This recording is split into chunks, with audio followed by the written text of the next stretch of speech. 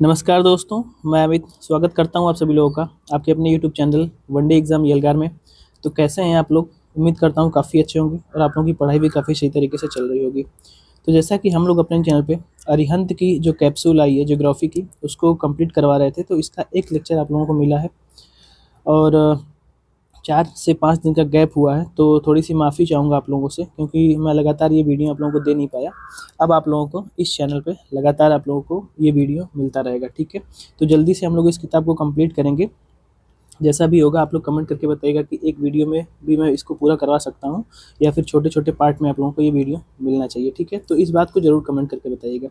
तो चलिए आज का जो वीडियो है इसको हम लोग शुरू करते हैं। देखिए इसका एक लेक्चर हो चुका था, आज हम लोग इसके आगे बढ़ेंगे और इसमें हम लोग भारत का जो भूगोल है उसको पढ़ना प्रारंभ किए थे। तो आज इसका जो दूसरा पार्ट है वो हम लोग देखेंगे। पहले पार्ट में हम लोगों ने पढ़ा था जो भारत की भौगोलिक परिदृश्य है वो किस प्रकार से होती है, जैसे कि हम लोग यहाँ देखे थे ज्योग्राफी होता क्या है। एक बार मैं रिवीजन करवा दे रहा यहाँ पे कि ज्योग्राफी होता क्या है। तो ज्योग्राफी की परिभाषा, ज्योग्राफी कितने पार्टों में बटी हुई है, जैसे कि फिजिकल ज्योग्राफी और ह्यूमन ज्योग्राफी यानी कि भौतिक और मानव भूगोल, दो पार्ट में ये बटा हुआ है। भूगोल की विचारधारा किन लोगों ने दी थी उसके बारे में, फिर भूगोल के जनक किसको माना जाता है और कुछ पुस्तकें हम लोग देखे थे, ठीक है? एग्जाम में ये लगातार पूछ लेता है, इसीलिए हम लोग इसको देखे थे। फिर उसके बाद सीधे हम लोग भारत के भूगोल पर आ गए थे और भारत के भूगोल में हम लोग सामान्य परिचय देखे थे कि भारत कहाँ पर स्थित है। इन सभी चीज़ों को देखते हुए और विश्व में भारत का कौन सा स्थान है, भारत का विस्तार कहाँ कहाँ तक है। उत्तर में यहाँ पर अगर हम लोग देखें, सबसे उत्तरी बिंदु तो इंदिरा कौल है जो कि 37 डिग्री 6 मिनट से लेके, और दक्षिणी बिंदु अगर हम लोग यहाँ पर देखें तो कन्याकुमारी, मुख्य भारत की भूमि के बारे में बात हो रही है, कन्याकुमारी जो कि 8 डिग्री 4 मिनट से है। और सबसे पूर्वी बिंदु किबिथु है जो कि अरुणाचल प्रदेश में है, और सबसे इसका पश्चिमी बिंदु अगर देखा जाए तो गौर माता जो कि गुजरात राज्य में अवस्थित है, ठीक है? इसकी दूरी भी हम लोग देखे थे और जो तटीय राज्य हैं उनकी सीमा किन अन्य राज्यों से लगती है उसको भी हम लोग देख लिए थे। फिर आगे बढ़ के हम लोग जो कर्क रेखा है 23.5 डिग्री उत्तरी अक्षांश जो कि भारत के बीचों बीच से होकर के जाती है, उसके बारे में हम लोगों ने देखा था।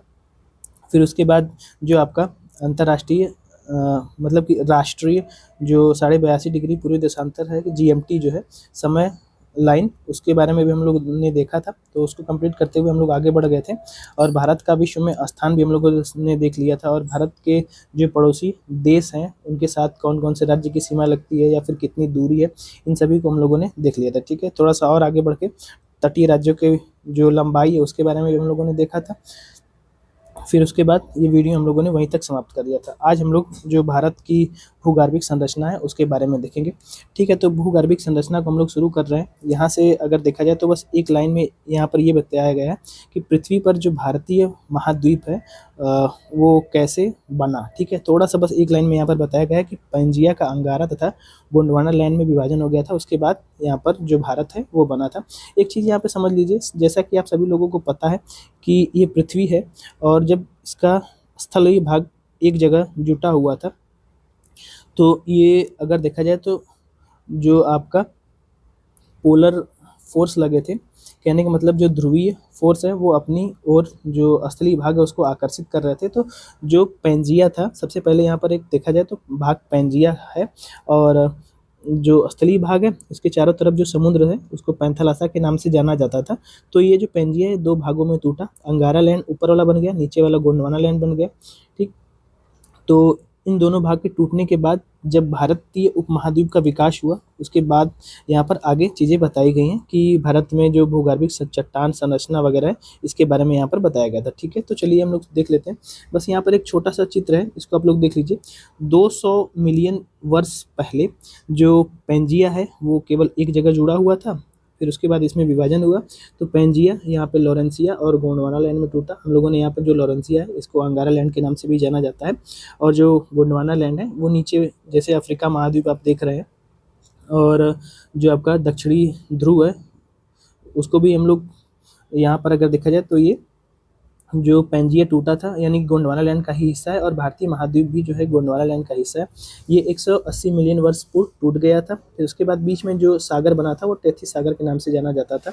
फिर उसके बाद यहाँ पे जो पोलर फोर्स लगा और ये ऊपर चला गया, जो लॉरेंसिया है यानी कि अंगारा लैंड ऊपर चला गया, जो कि इससे महाद्वीप का निर्माण हुआ, जैसे कि आपका एशिया महाद्वीप का निर्माण होता है, यूरोप होता है और उत्तरी अमेरिका महाद्वीप का निर्माण होता है, और जो गोंडवाना लैंड है उसका जो भाग है वो अफ्रीका महाद्वीप और भारतीय महाद्वीप में आप लोग अगर देखें तो भारत के अन्य जो पड़ोसी देश हैं वो सब आ जाते हैं। बाकी अगर हम लोग यहाँ पर मुख्य रूप से देखें तो जो भारतीय महाद्वीप है वो हिंद महासागर और जो ऑस्ट्रेलिया का भाग है ये सभी एक ही भाग में जुटा हुआ था। तो धीरे धीरे इसमें फोर्स लगा और ये टूटा, तो ये कई भागों में बटा। यहाँ पे आप लोग इसको भी देख लीजिए, ये 65 मिलियन वर्ष पूर्व ये इस प्रकार से दिखाई दे रहा था। फिर आज जो प्रेजेंट की स्थिति है, जो विश्व का मैप है वो इस प्रकार से दिखाई देता है। ठीक है, तो उम्मीद है बस इतना छोटी सी चीज़ थी आप लोगों को इसमें समझाना था, तो आप लोगों ने इसको देख लिए। तो अगर हम लोग यहाँ पर देखें इसके बारे में थोड़ा सा, इसको हम गायब करते हैं यहाँ से और पढ़ना प्रारंभ करते हैं हम लोग। एक सेकंड थोड़ा सा रुक जाइए, यहाँ पर इसको छोटा कर दे रहा ताकि कोई दिक्कत ना हो। ठीक है, तो चलिए आज के जो टॉपिक है उसको हम लोग शुरू करते हैं। तो भूगर्भिक जो चट्टान है उसका वर्गीकरण अगर हम लोग देखें तो देखिए ये 3 भागों में इसका वर्गीकरण किया गया है। सबसे प्राचीनतम एवं नीच चट्टानें बनी थी, फिर आर्कियन एवं प्री कैम्ब्रियन युग की चट्टानें बनी थी और धारवाड़ क्रम की चट्टानें बनी थी। ठीक है, अब आ जाते हैं मुख्यतः भारतीय जो 4 भाग में चट्टानों को बांटा गया है उसके बारे में। यहाँ से मुख्य रूप से हम लोग पढ़ना प्रारंभ करते हैं। ठीक है, देखिए भारतीय चट्टानों के 4 भाग होते हैं, आर्कियन, द्रविडियन, पुराण और आर्यन। इसका क्रम एग्जाम में पूछ लेता है, तो हो सके तो एक डीएससी जो परीक्षा होती है उसमें ये क्रम पूछ ले कि सबसे पहले कौन सी चट्टान का निर्माण हुआ था, तो आर्कियन, धारवाड़, कुड़प्पा और विंध्यन। ठीक है, ये 4 जो क्रम है आप लोग जरूर से ध्यान रखिएगा। अब आर्कियन जो समूह की चट्टान है उसके बारे में हम लोग पढ़ना यहाँ से प्रारंभ कर रहे हैं। देखिए आर्कियन समूह की जो चट्टान है उसका निर्माण लगभग पूरे पृथ्वी पर अगर देखा जाए तो 86.7% भाग इसका योगदान है पूरे पृथ्वी का। इस चट्टान का निर्माण पृथ्वी के ठंडा होने पर सबसे पहले बना था। सबसे पहले यही बना था, इस चीज़ को ध्यान रखिएगा कि कौन सी चट्टान का निर्माण हुआ था, तो आर्कियन समूह की चट्टान का निर्माण हुआ था जब जो पृथ्वी का लावा है वो ठंडा होने के बाद ये चट्टान बनी थी। ठीक है, इसमें जीवाश्म का अभाव है। जीवाश्म का अभाव इसलिए है क्योंकि यहाँ पर जीवों की उत्पत्ति नहीं हुई थी, और जीवाश्म का अभाव होने के बाद आगे अगर हम लोग यहाँ पर देखें तो ये नीस एवं शिष्ट प्रकार की चट्टानों से निर्माण हुआ है। नीस जो चट्टान आप लोग ये बुंदेलखंड का क्षेत्र देख रहे हैं वो एक प्रकार से नीस चट्टान है। ठीक है, तो यहाँ पर वही चीज़ बताई गई है, बुंदेलखंड जो नीस है सबसे प्राचीन नीस माना जाता है। ठीक, आगे बढ़ते हैं हम लोग, थोड़ा सा यहाँ पे देख लेते हैं ये चट्टान जो है कहाँ कहाँ और अन्य जगह पाई जाती है। जो आपका आर्कियन क्रम की चट्टान है तो कर्नाटक, तमिलनाडु, आंध्र प्रदेश, मध्य प्रदेश, उड़ीसा, छोटा नागपुर पठार और झारखंड इत्यादि क्षेत्रों में ये पाई जाती है। इस बात को आप लोग जरूर से ध्यान रख लीजिएगा। यानी कि जो दक्कन वाला क्षेत्र है भारत का दक्षिणी क्षेत्र, वहाँ पर आर्कियन क्रमों की चट्टान पाई जाती है। ठीक है, चलिए आगे देख लेते हैं हम लोग थोड़ा सा पुराण क्रम की जो चट्टान है उसके बारे में, पुराण समूह के बारे में। तो इसमें आपका कुड़प्पा क्रम की चट्टानें आएंगी, और कुड़प्पा क्रम की चट्टानों के बारे में अगर हम लोग यहाँ पर थोड़ा सा देखें तो देखिए आर्कियन एवं धारवाड़ क्रम की जो चट्टान है उसी के अपर्दन के कारण यहाँ पर जो कुड़प्पा क्रम की चट्टान है ये बनती है। अब ये अपर्दन से बनी है तो ये परतदार भी होंगी। अब इसमें भी जीवाश्म का अभाव होगा क्योंकि वहाँ पर जीवों की उत्पत्ति नहीं हुई थी। पृथ्वी पर जीवों का उद्भव अगर देखा जाए तो थोड़ा सा हुआ यहाँ पर, मतलब कि होना प्रारंभ हुआ था। ये जो कुड़प्पा क्रम की चट्टान है ये मुख्यतः इसका नाम किस प्रकार से दिया गया यहाँ पर बताने की कोशिश की गई है। देखिए आंध्र प्रदेश में एक जिला है कुड़प्पा नाम से, वहीं की जो चट्टान है उसी के नाम पर इस क्रम की जो चट्टान है इसका नाम कुड़प्पा पड़ा था। पूर्वी घाट का जो पर्वत का निर्माण इस क्रम की चट्टानों से होता है। ठीक है, तो कुड़प्पा क्रम की चट्टानों से जो पूर्वी घाट का पर्वत है उसका भी निर्माण होता है। आइए थोड़ा सा आगे बढ़ते हैं और हम लोग जो धारवाड़ क्रम की चट्टान है उसके बारे में बात कर लेते हैं। देखिए आर्कियन के अपर्दन एवं निक्षेपण से निर्मित ये धारवाड़ क्रम की चट्टानें बनी है, और सबसे अधिक विकास यहाँ पर देखा जाए तो धारवाड़ क्षेत्र जो कि कर्नाटक में है उसी के नाम पर ये पड़ा हुआ है। ठीक, इसको भी ध्यान रख लीजिएगा। इसमें भी जीवाश्म का अभाव है, और अरावली पर्वत आप लोग देख रहे होंगे जो कि एक भारत में सबसे पुरानी चट्टान माना जाता है, पूरे विश्व में सबसे पुरानी चट्टान भी मानी जाती है। तो ये अरावली का जो निर्माण है धारवाड़ क्रम की चट्टानों से होता है, इस बात को भी थोड़ा सा ध्यान रख लीजिएगा। ठीक है, एक नोट करके यहाँ पर बनाया गया है, इसको भी हम लोग यहाँ पर देख लेते हैं। देखिए नोट में क्या बताया गया है, धारवाड़ क्रम के चट्टान महान हिमालय की जो रीढ़ हड्डी है उसके समान आप पाया जाता है। मुख्यतः आप यहाँ पर ये समझिए कि जो हिमालय पर्वत है इसके मूल में जो चट्टानें पाई जाती हैं वो भी धारवाड़ क्रम की चट्टानें हैं, क्योंकि जो आपका हिमालय पर्वत है वो काफ़ी धीरे धीरे विकसित हुआ है। तो जो मूल चट्टान थी वो धारवाड़ क्रम की चट्टानें थी, उसके बाद अन्य जो चट्टानें, मतलब उसका जब निर्माण हुआ तो एक ब्लॉक पर्वत के रूप में इसको जाना जाता है, वलित पर्वत के रूप में, तो ये लगातार बढ़ रहा है। तो इस पे भी कई परतदार चट्टानें पाई जाएंगी, लेकिन जो सबसे मूल है वो धारवाड़ क्रम की चट्टानें हैं। ठीक है, चलिए आगे बढ़ते हैं। ये हो गया आपका तीसरा वाला धारवाड़। अब आगे बढ़ते हैं, थोड़ा सा विंध्यन क्रम की जो चट्टान है उसके बारे में हम लोग यहाँ पर देख लेते हैं। देखिए, गंगा के मैदान और दक्कन के पठार का विभाजन जो है ये आपका विंध्य क्रम की चट्टानें करती हैं। परतदार तथा निर्माण जल निक्षेपों के द्वारा ये बनती हैं। चूने का पत्थर, बलुआ पत्थर, चीनी मिट्टी, कॉपर, क्ले इत्यादि से ये प्राप्त होती हैं। मतलब इत्यादि चीज़ें यहाँ से प्राप्त होती हैं। इसमें भी जीवाश्म का अभाव ही है, क्योंकि यहाँ पर जीवों की उत्पत्ति नहीं हुई थी। ठीक है, थोड़ा सा इसको हम लोग छोटा करते हैं और आगे बढ़ते हैं। अब आ जाते हैं इसका जो तीसरा क्रम था, द्रविड़ीय क्रम, उसके बारे में थोड़ा देख लेते हैं। तो द्रविड़ीय समूह की जो चट्टान है उसके बारे में यहाँ पर हम लोग देख रहे हैं। ठीक है, देखिए यहाँ पर अगर थोड़ा सा देखा जाए, जो आपका द्रविड़ीय समूह है उसमें तो पुराजीवी समूह, इसको पैलियोजेलिक चट्टान के नाम से जाना जाता है। पृथ्वी पर जीवाश्म का प्रथम संकेत इसी में मिलता है। ठीक है, थोड़ा सा यहाँ पर अगर देखा जाए तो जीवाश्म का निर्माण हो चुका था। मध्य प्रदेश के जो रीवा जिला है उसके अलावा भारतीय भाग के लगभग क्षेत्रों में ये अनुपस्थित है। ठीक है, तो यहाँ पर ये पाई जाती है। और आगे बढ़े हम लोग तो आर्यन समूह की जो चट्टान है उसके बारे में अगर हम लोग देखें तो आर्यन समूह में सबसे पहले यहाँ पर जो चीज़ें आपको देखने को मिलेंगी, इसका निर्माण बेसिन का निर्माण है ये। ठीक है, जीवाश्म की उपस्थिति यहाँ पर होती है। आर्यन समूह में जीवाश्म की उपस्थिति होती है और भारत का लगभग 98% कोयला जो क्षेत्र है वो आर्यन समूह में ही पाया जाता है। इसका विस्तार अगर हम लोग देखें किन किन क्षेत्रों में ये फैला हुआ है, तो दामोदर घाटी में, महानदी घाटी में, जहाँ से आज भी कोयला निर्माण किया मतलब कि निकाला जाता है। राजमहल की जो पहाड़ी है वहाँ पर, सतपुड़ा इत्यादि क्षेत्रों में ये पाया जाता है। ठीक है, अब आ जाते हैं, थोड़ा सा आगे बढ़ लेते हैं दक्कन क्रम की जो चट्टान है उसके बारे में। देखिए, इसकी पीडीएफ हम लोग टेलीग्राम पे डाल देंगे। जो पीडीएफ वाई करके एक टेलीग्राम चैनल है, आप लोगों को लिंक पे मिल जाएगा, तो वहाँ से आप लोग जा करके इसकी पीडीएफ डाउनलोड कर सकते हैं। कल मतलब इससे पहले जो क्लास हुई थी उसकी और आज वाली क्लास। ठीक है, शाम तक हम डाल देंगे वहाँ पर। आप लोग कमेंट करके बता दीजिएगा कि सर पीडीएफ डालना है, तो यहाँ पर पीडीएफ हम लोग भेज देंगे। ठीक है, चलिए थोड़ा दक्कन जो ट्रैप क्रम की चट्टान है उसके बारे में हम लोग यहाँ पर देख लेते हैं। देखिए, क्रिटेशियस युग के अंत में ये आपका दक्कन ट्रैप का निर्माण होता है।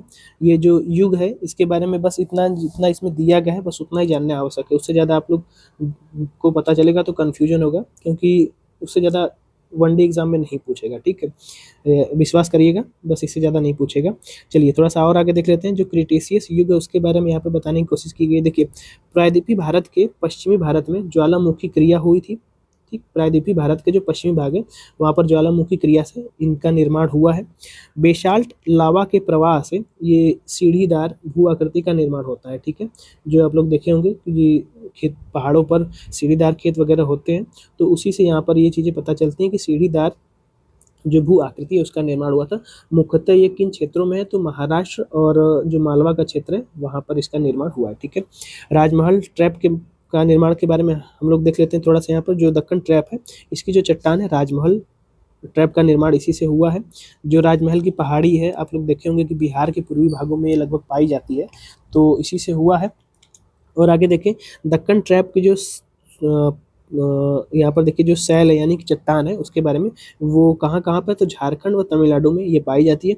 बेसाल्ट लावा के चरण से उर्वर काली मिट्टी का निर्माण भी हुआ है। ठीक है, जो बेसाल्ट लावा है अगर देखा जाए तो यहाँ पर देखा बताया गया ना कि ज्वालामुखी क्रिया से ये बना है, तो जो ज्वालामुखी क्रिया से मिट्टी का निर्माण होता है ये आपका बेसाल्ट लावा के चरण से काली मिट्टी का निर्माण होता है। ठीक है, उम्मीद है इतना समझ में आ गया होगा दक्कन ट्रैप क्रम की चट्टानों के बारे में। आइए थोड़ा सा टर्शियरी क्रम की जो चट्टान है उसके बारे में थोड़ा सा हम लोग देख लेते हैं। देखिए, टर्शियरी क्रम की चट्टानों का निर्माण इयोसीन युग से प्लायोसीन युग तक माना जाता है और प्रायद्वीपीय पठार एवं जो हिमालय का पर्वत है इसी समय निर्मित हुआ था। ठीक है, इयोसीन युग में ही। ठीक, चलिए और आगे बढ़ लेते हैं। क्वाटरनी क्रम की जो चट्टान है उसके बारे में हम लोग देखें यहाँ पर, तो प्लिस्टोसीन तथा होलोसीन युग की शैल से ये निर्मित हुआ है, ये चौथा है। ठीक है, और यहाँ पर देखा जाए तो निक्षेप कैसे कहाँ पर हुआ है इसका, तो नर्मदा जो नदी घाटी देख रहे हैं, ताप्ती, महानदी इत्यादि नदियों के मुहाने में यहाँ पर अगर देखा जाए तो टर्शियरी क्रम की चट्टानें पाई जाती है। ठीक है,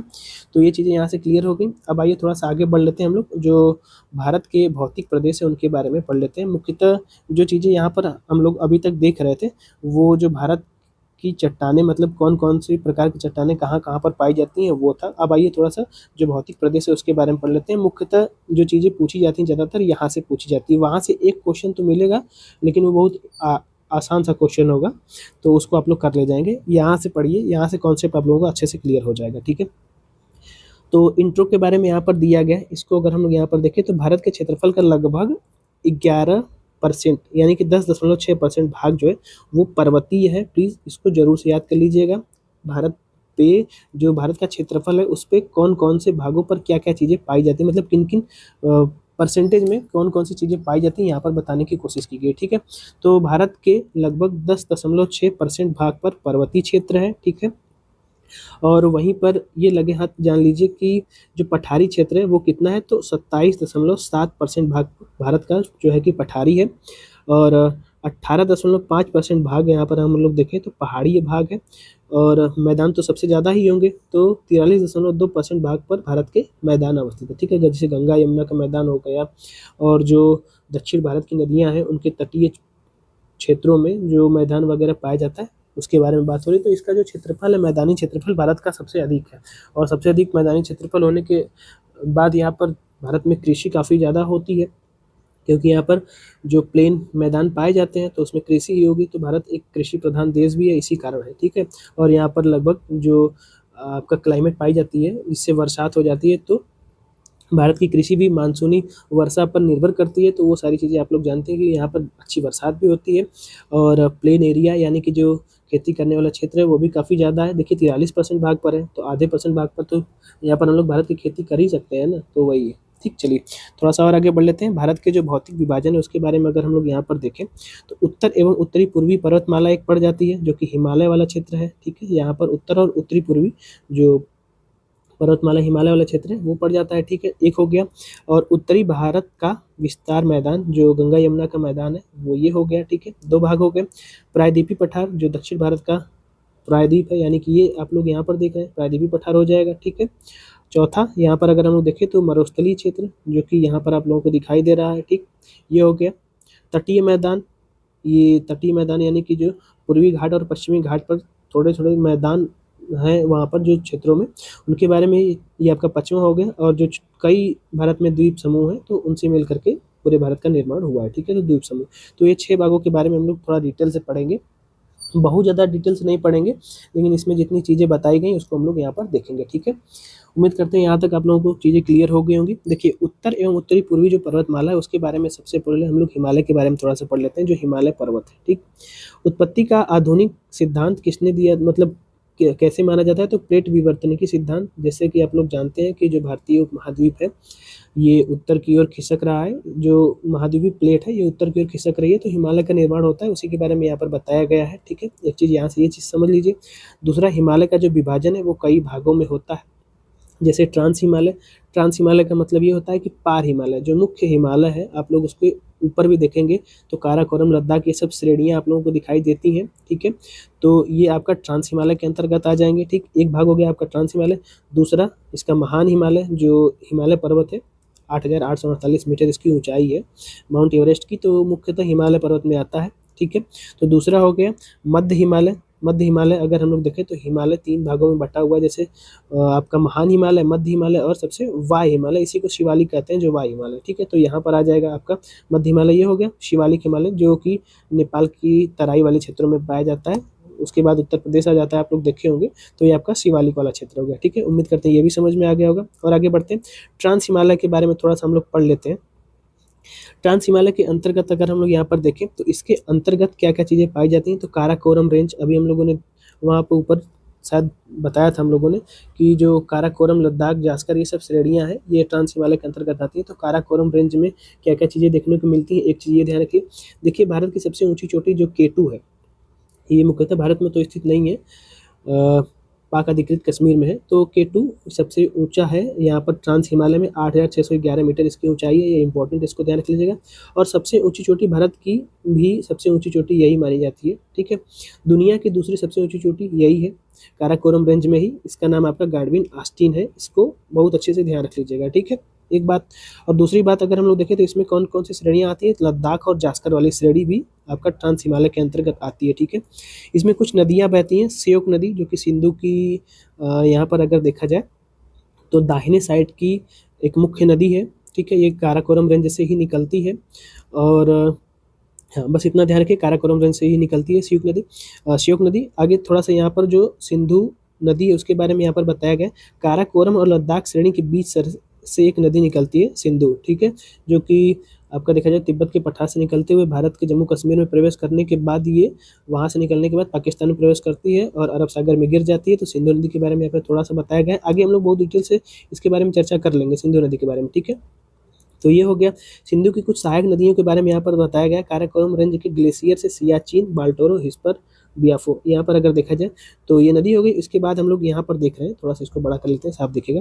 देखिए जो काराकोरम रेंज के ग्लेशियर है उसका भी नाम पूछ लेता है, तो Siachen glacier, Baltoro glacier, hispa और बियाफो, ये 4 ग्लेशियर मुख्यतः काराकोरम रेंज में अवस्थित है। बहुत इंपॉर्टेंट है, इसका बस ये पूछेगा कि ये किस जो कि रेंज में अवस्थित है। जैसे सियाचिन ग्लेशियर किस रेंज में अवस्थित है, ये एग्जाम में पूछ लिया, वनडे एग्जाम में पूछेगा। तो ये किस रेंज में है, तो काराकोरम रेंज में, ठीक है। काराकोरम और लद्दाख के बीच से एक नुब्रा नदी बहती है, इसको भी यहाँ पर आप लोग याद कर लीजिएगा। चलिए थोड़ा सा और आगे बढ़ लेते हैं। यहाँ पे एक चीज़ छूट रही थी, इसको हम लोग देख लेते हैं। देखिए यहाँ पर ये हम लोगों का एक मैप बना हुआ दिखाई दे रहा होगा, इसके बारे में थोड़ा सा पढ़ लेते हैं, फिर आगे बढ़ जाएंगे। सबसे पहले जो हिमालय है ना उसके बारे में यहाँ पर देखिए, ये आपका जो मैप है ये क्षैतिज मैप है। तो यहाँ पर बताने की कोशिश की गई कि हिमालय ये हो गया, इसके इधर आएंगे मतलब उत्तर में जाएंगे तो माफ़ कीजिए दक्षिण में आएंगे तो आपको मध्य हिमालय और शिवालिक हिमालय मिलेगा, जो कि नेपाल और उत्तर प्रदेश के उत्तरी क्षेत्रों में शिवालिक हिमालय आप लोगों को देखने को मिलता है, ठीक है। तो ये बात समझ लीजिए। उसके बाद अगर हम लोग जो मुख्य हिमालय उसके उत्तर में जाएंगे तो आपको लद्दाख श्रेणी और फिर उसके बाद कैलाश रेंज और तिब्बत का पठार, फिर कुनलुन की जो यहाँ पर ढाल है वो देखने को मिलेगी, ठीक है। तो ये यहाँ पर बताने की कोशिश की गई थी। एक थोड़ा सा और यहाँ पर एक चीज़ बताई गई, इसको भी देख लेते हैं। आज जहाँ हिमालय पर्वत अवस्थित है वहाँ कभी टेथिस सागर हुआ करता था, छिछला सागर था ये। तो ये इसमें जो नदियाँ हैं वो अपना गाद वगैरह ला करके इसको भर दी हैं। तो यहाँ पर जो प्लेन का निर्माण हुआ है वही गंगा यमुना का प्लेन बन गया है, ठीक है। उत्तरी भारत में जो आप लोग देख रहे हैं कि काफ़ी उपजाऊ मिट्टी है यहाँ पर पाई जाती, प्लेन ही प्लेन है। तो ये आपका पहले वहाँ पर एक टेथी सागर नाम से सागर था। बाद में जो भारतीय उपमहाद्वीप है एशिया महाद्वीप से टकराया तो हिमालय पर्वत का निर्माण हुआ, कुछ नदियाँ निकली वहाँ से और वो अपना गाद वगैरह जो मिट्टी है वो ला करके एक मैदान बना देती है, ठीक है। ये चीज़ यहाँ पर बताने की कोशिश की गई थी। और आइए थोड़ा सा आगे बढ़ते हैं, यहाँ पर देख लेते हैं महान हिमालय की जो चीज़ें हैं उसके बारे में। देखिए महान हिमालय या फिर इसको हिमाद्री भी बोल सकते हैं, इसकी औसत ऊंचाई 6100 मीटर है, ठीक है। 6100 मीटर मतलब 6 किलोमीटर मान लीजिए।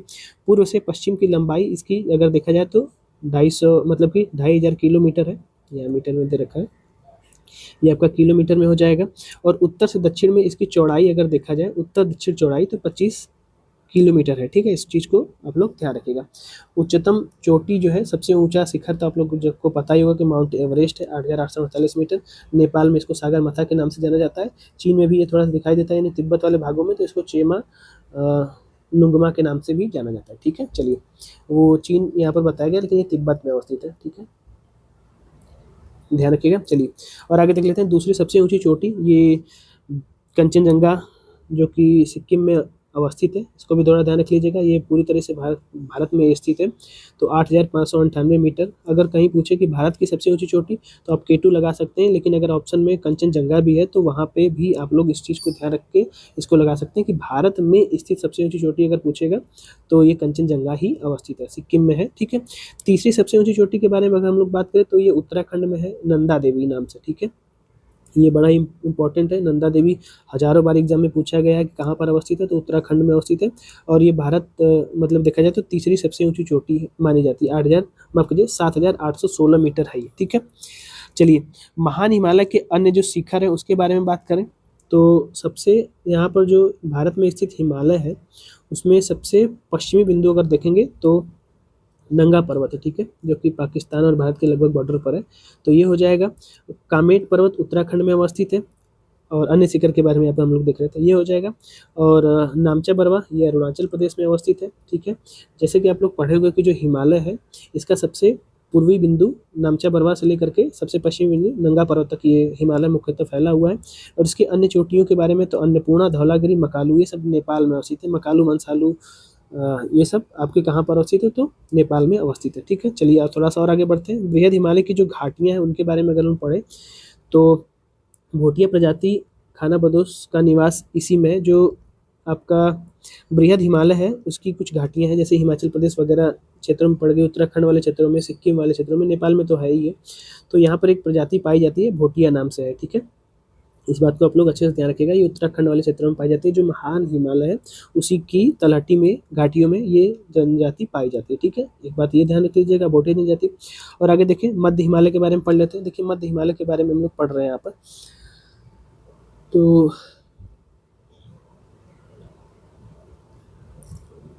हाँ यहाँ पर देख लीजिए मध्य हिमालय या फिर इसको लघु हिमालय के नाम से जाना जाता है। इसकी औसत ऊंचाई 3700 मीटर से लेकर के 4500 मीटर तक है। ठीक है, तो इतना मानिए कि 3.5 किलोमीटर से 4.5 किलोमीटर ऊंचाई तक। ठीक है, मध्य हिमालय है ये, इसकी औसत ऊंचाई।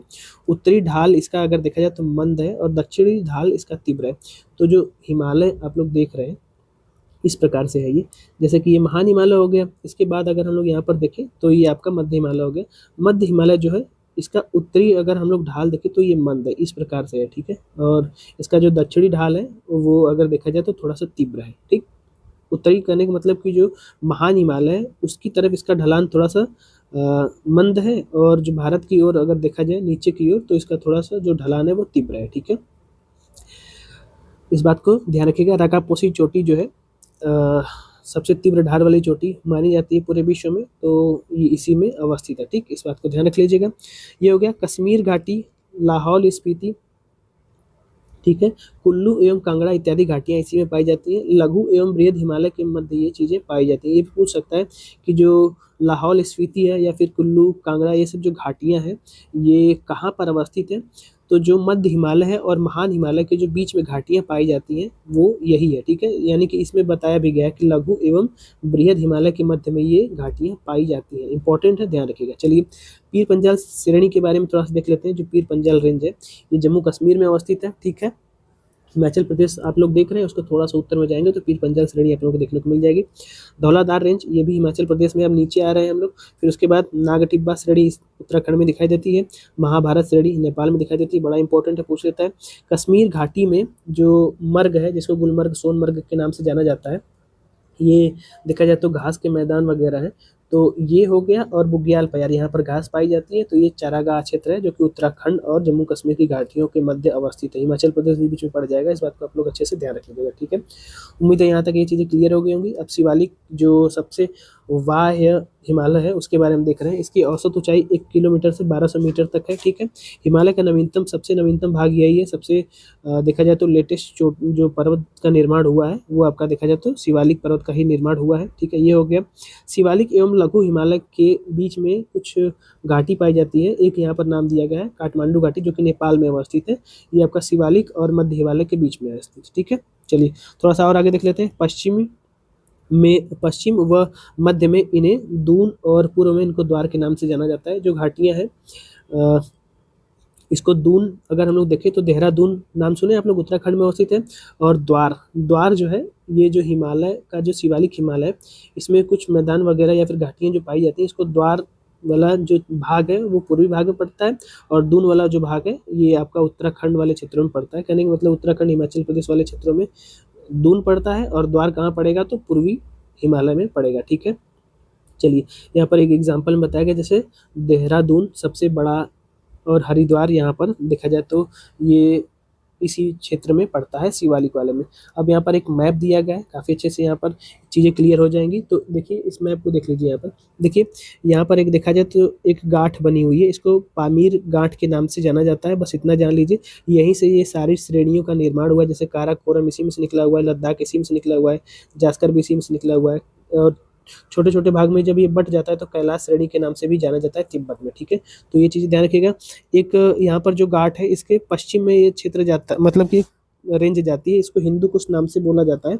और ये कहाँ पर अवस्थित है? तो ये पाकिस्तान में अवस्थित है। ठीक है, तो हिंदू कुश हो गया। और सबसे उत्तर में एक यहाँ पर श्रेणी जाती है जिसका नाम कुनलून पहाड़ है, जो कि तिब्बत और चीन में ये चली जाती है। तो कई सारी जो रेंज एक जगह से निकलती है उसको पामीर घाट के नाम से जाना जाता है। पामीर नाट वैसे ही लिखा रहेगा, घाट नहीं है, ये नाट लिखा रहेगा, ठीक है, इस बात को आप लोग ध्यान रखिएगा। चलिए, ये चीज़ें हो गई यहाँ पर। कई श्रेणियों के निर्माण भी हम लोगों ने यहाँ पर देख लीजिए। सबसे जो वाय हिमालय हम लोग शिवालिक देख रहे थे वो यहीं पर है, ठीक है। ये जो रेंज आप लोग दिखाई दे रही है शिवालिक रेंज के नाम से जानी जाती है, ठीक है, इस बात को ध्यान रखिएगा। इसके मध्य में छोटे छोटे बांटों में टूटा हुआ कुछ हिमालय आप लोगों को दिखाई देगा, तो ये मध्य हिमालय है। और एक महान हिमालय आप लोगों को यहाँ पर एक रेंज दिखाई दे रही है जास्कर वाली, इसी के नीचे से यहाँ पर अगर हम लोग देखें तो ये पूरा एक महान हिमालय बन रहा है, ठीक है, महान हिमालय ये बन रहा है, इस बात को आप लोग अच्छे से ध्यान रखिएगा। अब इसी में अगर हम लोग देखा जाए तो जो कुछ नदियाँ हैं उनके बारे में बताया गया है। नदी के बारे में जब हम लोग चैप्टर देखेंगे तो वहाँ से काफ़ी अच्छे से चीज़ें क्लियर हो जाएंगी, ठीक है। तो यहाँ पर बस केवल पर्वत श्रेणियों के बारे में बताने की कोशिश की गई है। आगे आगे बढ़ते हैं और हम लोग थोड़ा देख लेते हैं हिमालय का जो प्रादेशिक विभाजन है नदियों के आधार पर वो कैसे बनता है। तो देखिए यहाँ पर एक जो हिमालय है, बस इतना समझ लीजिए, यहाँ पर एक सेकंड में मैं बता दे रहा आप लोगों को, ठीक है। ये हिमालय है, ठीक है, ये आप लोग हिमालय है, ठीक है। जो यहाँ पर एक नदी निकली है सिंधु, और एक नदी निकली है यहाँ पर सतलज। सिंधु और सतलज नदी के जो बीच का जो क्षेत्र है हिमालय का, उसको यहाँ पर अगर देखा जाए तो पंजाब हिमालय के या फिर हिमाचल हिमालय के नाम से जाना जाता है। तो यहाँ पर पंजाब हिमालय या कश्मीर हिमालय के नाम से जाना जाता है, वो चीज़ें यहाँ पर बताई गई हैं, ठीक है। तो ये हो गया आपका। और दूसरा अगर हम लोग देखें कुमायूं हिमालय, तो देखिए सतलज और काली नदी के बीच ये जो क्षेत्र है, यहाँ पर ये सतलज नदी है, देख रहे हैं, यहाँ पर एक काली नदी नेपाल से निकलती है, तो इसके बीच का जो हिमालय वाला भाग है ना, उसको क्या नाम से जाना जाता है, तो कुमायूं हिमालय के नाम से जाना जाता है, ठीक है। यहाँ पर अगर हम लोग देखें तो ये कुमायूं हिमालय हो जाएगा, ठीक। इसी से आप लोगों को उम्मीद है कि समझ में आ रही होंगी। फिर उसके बाद नेपाल हिमालय, तो जो नेपाल में हिमालय अवस्थित है, जैसे कि ये काली नदी हो गई, और यहाँ से सिक्किम में एक नदी निकलती है तीस्ता नाम से, ठीक है। तो इनके बीच का जो हिमालय है उसको नेपाल हिमालय के नाम से जाना जाता है, जिसकी लंबाई 800 किलोमीटर है, ठीक है। पंजाब या फिर कश्मीर हिमालय जो है इसकी लंबाई 560 किलोमीटर है। सबसे छोटा जो क्षेत्र है यहाँ पर अगर देखें तो सतलज नदी और जो काली नदी इसके बीच का जो क्षेत्र है, इसको जो कुमायूं हिमालय बोला जाता है, ये सबसे दूरी इसकी कम है, तो 320 किलोमीटर है ये। और असम हिमालय के अगर हम लोग देखें तो यहाँ पर जो तीस्ता नदी आप लोग देख रहे हैं, तीस्ता नदी, यहाँ पर एक ब्रह्मपुत्र नदी भारत में प्रवेश करती है, नामचा बराबर के पास ये मुड़ जाती है, भारत में आ जाती है। तो यहाँ तक के बीच का जो क्षेत्र है, ये आप लोग क्षेत्र देख रहे हैं ना, इसको किस नाम से जाना जाता है, तो असम हिमालय के नाम से जाना जाता है। ये तीस्ता और जो दिहांग नदी है, जब ये सिंधु नदी भारत में प्रवेश करती है तो दिहांग नाम हो जाता है। तो वहाँ से उसकी लंबाई अगर हम लोग देखें तो 720 किलोमीटर, ये चीज़ें यहाँ पर बताने की कोशिश की गई है, ठीक है। यहाँ पर अगर हम देखें जो मैप दिया गया है, तो ये आपका कश्मीर या पंजाब हिमालय हो जाएगा, हुमायूं हिमालय देख रहे हैं, ठीक है, नेपाल हिमालय और आपका असम हिमालय, यानी कि पूर्वी हिमालय के नाम से जाना जाता है। इसकी लंबाई 720 किलोमीटर है, इसकी लंबाई 800, इसकी लंबाई 320 है, शायद 320 ही, हाँ 320 है, और ये आपका 560, ठीक है। यहाँ पर ये चीज़ें क्लियर हो रही हैं। चलिए, ये चीज़ें हो गई काफ़ी अच्छे से, यहाँ तक उम्मीद है कि समझ में आ गया होगा। थोड़ा सा आगे बढ़ते हैं, पंजाब जो हिमालय उसके बारे में देख लेते हैं। पंजाब हिमालय के बारे में अगर हम लोग देखें तो कश्मीर हिमालय के नाम से जाना जाता है, और इसमें करेवा प्रसिद्ध है। करेवा जो नदियों के द्वारा ताज़ा मिट्टी लाई जाती है, और थोड़ा सा जो पहाड़ी भाग है वहाँ पे कुछ नदियाँ जो बहती हैं उसके द्वारा कुछ छोटे छोटे मैदान बने हुए हैं, ताज़ा मिट्टी होती है वो एकदम। अगर देखा जाए तो पहाड़ों से जो नदियाँ निकल कर आती है तो थोड़ी सी मिट्टी लेकर आती है, तो जो मिट्टी जमती है उसको करेवा के नाम से जाना जाता है। और केसर की खेती इसी मिट्टी पर की जाती है। आप लोग सुने होंगे ना कि केसर वगैरह की कृषि कश्मीर वगैरह में होती है, तो ये आपका करेवा मिट्टी पर ही होती है, वो चीज़ें यहाँ पे बताने की कोशिश की गई है, ठीक है। अब जो पंजाब हिमालय है इसमें सबसे ऊंची चोटी कौन हो जाएगी, तो नंगा पर्वत हो जाएगा। 8126 मीटर इसकी ऊंचाई है, ठीक है, 8 किलोमीटर आप लोग मान लीजिए। उत्तर पूर्वी भाग में अगर हम लोग यहाँ पर देखें तो इसको ठंडा मरुस्थल के नाम से जाना जाता है। हिमालय पर काराकोरम के क्षेत्र इसके अंतर्गत आते हैं। ठंडा मरुस्थल, देखिए मरुस्थल जो होता है उसका मतलब केवल एक ही होता है कि वहाँ पर बरसात कम होती है, ठीक है, इसलिए वहाँ पर जो भूमि होती है वो मरुभूमि हो जाती है, ठीक है, वहाँ पर कोई उपजाऊ नहीं होता है। तो यहाँ पर बरसात के आधार पर बांटा गया है, और यहाँ पर अगर देखा जाए तो बरसात नहीं होती, तो ठंडा मरुस्थल ये थोड़ा ऊंचाई पर अवस्थित है। जैसा कि आप लोग टेम्परेचर इंग्रेडिएंट जानते होंगे कि ऊंचाई बढ़ने के साथ तापमान कम होता है, तो ये ऊंचाई पर अवस्थित है, तो इसको ठंडा मरुस्थल बोल दिया गया है, ठीक है। चलिए, ये चीज़ें हो गई आपका पंजाब हिमालय के बारे में, बस इतना ही जानिए, इससे ज़्यादा जानने की आवश्यकता नहीं है, ठीक है। अगर कभी आप लोग डिटेल में पढ़ना चाहते हैं तो जो पीसीएस यलगार यूट्यूब चैनल है वहाँ से जा करके काफ़ी डिटेल से इन सब चीज़ों को पढ़ सकते हैं। आगे बढ़ते हैं, कुमायूं हिमालय के बारे में देख लेते हैं, जो कि अगर हम लोग देखें जो कुमायूं हिमालय है, ये सतलज और जो काली नदी है उसके मध्य का क्षेत्र पाया जाता है, ठीक है। इसमें सबसे ऊँची चोटी नंदा देवी हो जाएगी, 7120 मीटर इसकी ऊँचाई है, जो कि उत्तराखंड में अवस्थित है, ठीक है। ये चीज़ें हो गई। तीसरा देख लेते हैं हम लोग जो नेपाल हिमालय उसके बारे में, तो अधिकांश भाग इसका नेपाल में ही स्थित है, सबसे ऊंची चोटी तो एवरेस्ट हो जाएगी। असम हिमालय सबसे पूर्वी हिमालय के नाम से इसको जाना जाता है, सिक्किम, असम, अरुणाचल प्रदेश तक इसका विस्तार है। और सब यहाँ पर देखा जाए तो पर्वत शिखर जो कि कंचनजंगा है, सिक्किम में अवस्थित, भारत का सबसे ऊंची चोटी, भारत में स्थित सबसे ऊंची चोटी तो कंचनजंगा यही है। यहाँ पर एक जनजाति पाई जाती है, मतलब कि इस क्षेत्र में जनजाति लेप्चा और भूटिया यहाँ पर जनजाति पाई जाती है। तो भूटिया जनजाति बार बार पूछा गया प्रश्न है कहाँ पर पाई जाती है, तो सिक्किम में पाई जाती है भैया, इसको बहुत अच्छे से ध्यान रख लीजिएगा, ठीक है। चलिए, तो ये हो गया। अब अरुणाचल हिमालय के बारे में थोड़ा सा यहाँ पर बताने की कोशिश की गई। देखिए, भूटान हिमालय से दीफू दर्रे तक विस्तार है इसका अरुणाचल हिमालय का। प्रमुख चोटी इसमें कौन कौन सी पाई जाएगी, तो कंगातू और नामचा बरवा पाई जाती है, जहाँ से भारत में ब्रह्मपुत्र नदी प्रवेश करती है। महान हिमालय की सबसे ऊंची, माफ कीजिए, महान हिमालय की सबसे पूर्वी चोटी यही है, नामचा बरवा, ठीक है। नंगा पर्वत से लेकर नामचा बरवा तक ये स्थित है ना महान हिमालय, तो नामचा बरवा जो कि असम में अवस्थित है, माफ कीजिए अरुणाचल प्रदेश में अवस्थित है, तो ये हिमालय का सबसे पूर्वी भाग है, ठीक है। इस चीज़ को ध्यान रख लीजिएगा। चलिए थोड़ा सा आगे बढ़ते हैं और पूर्वी जो पहाड़ियाँ एवं पर्वत हैं उनके बारे में देख लेते हैं। यहाँ पर लगे हाथ, देखिए यहाँ पर अगर देखा जाए जो पहाड़ियाँ उनके बारे में, तो डाफला, मेरी, अबोर, मिसमी, नागा, पटकाई, बुम, मणिपुर, गारो, खासी, जयंतिया, ये सब इसी क्षेत्र में पूर्वी, गारो, खासी, जयंतिया तो यहाँ पर नहीं पाई जाएगी। देखिए यहाँ पर अगर देखा जाए तो दाफला, मीरी, अबोर, मिसमी ये चीज़ें हो गई। फिर उसके बाद जब ये पर्वत नीचे मुड़ता है तो पटकाई, बूम, नागा, मणिपुरी जो पर्वत श्रेणियाँ हैं वो पाई जाती है इसी में, ठीक है। जो गारो, खासी, जयंतिया है, ये आपका देखा जाए तो जो भारत का दक्कन वाला भाग है वो उसका उससे जुड़ी हुई हैं, तो इसको हटा सकते हैं गारो, खासी, जयंतिया को। मिज़ो जो पहाड़ी है वो सबसे नीचे आ जाएगी, ठीक है। मिज़ोरम, मिज़ो नाम जो है मिज़ोरम सही पड़ा हुआ है, यानी कि जो मिज़ोरम पड़ा है वो मिज़ो से ही पड़ा हुआ है, ठीक है। तो ये चीज़ें हो गई। इसमें गारो, खासी, जयंतियाँ नहीं आएंगी, इस बात को ध्यान रख लीजिएगा, ठीक है। चलिए थोड़ा सा और आगे बढ़ते हैं। अबोर जो पहाड़ी है वो चीन और अरुणाचल प्रदेश की सीमा पर अवस्थित है, ठीक है। दाफला, तेजपुर तथा यहाँ पर लखीमपुर में स्थित है, लखीपुर है ये, ठीक है, इस बात को ध्यान रखिएगा, अरुणाचल प्रदेश में अवस्थित है। पटकाई बुम पहाड़ियाँ भारत और म्यांमार की सीमा पर अवस्थित है। तो सबसे पूर्वी भाग में अगर देखा जाए तो भारत और म्यांमार की सीमा पर एक पर्वत श्रेणी है, इसका नाम पटकाई बुम है, इसको भी आप लोग याद कर सकते हैं, ठीक है। चलिए, ये चीज़ें हो गई। अब इसमें और कुछ नहीं छूट रहा है। अब आइए थोड़ा सा हम लोग देख लेते हैं जो प्रमुख दर्रे हैं, जो हम लोगों ने यहाँ पर देखा था, जो पर्वत पहाड़ होते हैं ना उसमें दर्रे भी होते हैं, तो उसके बारे में पढ़ लेते हैं जो प्रमुख दर्रे हैं। देखिए, जम्मू और कश्मीर में कुछ दर्रे अवस्थित हैं, जैसे कि यहाँ पर अगर देखें कौन कौन से, तो उमलिंगला जो दर्रा है यहाँ पर अगर देखा जाए तो ये जम्मू कश्मीर में अवस्थित है, दुनिया की सबसे ऊंची चोटी यहीं पर पाई जाती है, और इसका प्रोजेक्ट एक हिमांक चला था वहाँ से, ठीक है। तो बस इतना ध्यान रखिए, उमलिंगला दर्रा कहाँ पर है, तो जम्मू कश्मीर में स्थित है। काराकोरम हो जाएगा। जोजिला दर्रा जो है श्रीनगर से लेह के मध्य ये अवस्थित जो रोड है इसी में बनी है। जोजिला सुरंग भी आप लोगों को पता होगा। बनिहाल दर्रा जम्मू और कश्मीर के मध्य है ये। पीर पंजाल जम्मू से कश्मीर जाने के लिए। बुर्जिल दर्रा जो है कश्मीर से गिलगित के लिए, ठीक है। ये कहाँ से कहाँ तक जाने के लिए है या फिर किसके किसके मध्य में है ये, तो ये चीज़ें बताई गई थी। ये आपका हो जाएगा जम्मू और कश्मीर दर्रा।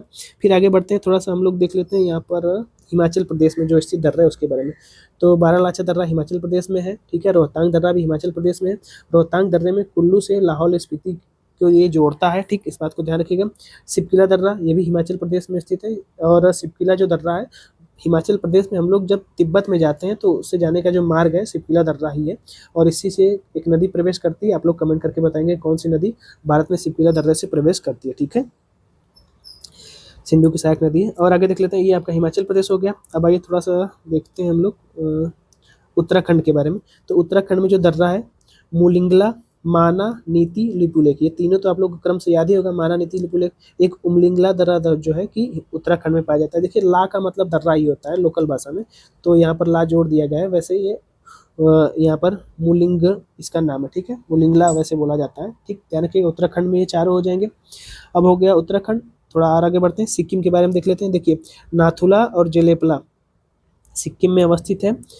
इस बात को बहुत अच्छे से ध्यान रख लीजिएगा। नाथुला जो दर्रा है, भारत से तिब्बत में जाने के लिए एक मार्ग देता है, और जो जेलेपला दर्रा है, सिक्किम से तिब्बत के चुम्बा घाटी के मध्य अवस्थित है, यानी कि दोनों दर्रे से कहाँ जा सकते हैं, तो तिब्बत जा सकते हैं, जो कि सिक्किम में अवस्थित है। पहले यहाँ पर चीन से जो व्यापार होता था, नाथुला दर्रा से ही होता था, तो बीच में विवाद हो जाने के बाद ये बंद कर दिया गया था, लेकिन फिर से खोल दिया गया है, ठीक है, इसको ध्यान रख लीजिएगा। एक छोटी सी चीज़ यहाँ पर बताई गई, रोहतांग दर्रा, अटल जो सुरंग है रोहतांग दर्रे में अवस्थित है। अरुणाचल प्रदेश में जो दर्रा स्थित है उसके बारे में थोड़ा सा अगर हम यहाँ पर देखें कौन कौन से दर्रा है, तो बुमला दर्रा, बोमडिला दर्रा, दीफू, बड़ा इंपॉर्टेंट दर्रा है ये, जो कि अरुणाचल प्रदेश में स्थित है। दिहांग नदी यहीं से प्रवेश करती है, तो दिहांग दर्रा हो जाएगा। यांगयाप दर्रा कहाँ पर है, तो ये भी अरुणाचल प्रदेश में है। तो 3 और 2 5 5 दर्रे अरुणाचल प्रदेश में है, इंपॉर्टेंट है, इसको याद कर लीजिएगा आप लोग। आइए थोड़ा सा और आगे बढ़ लेते हैं।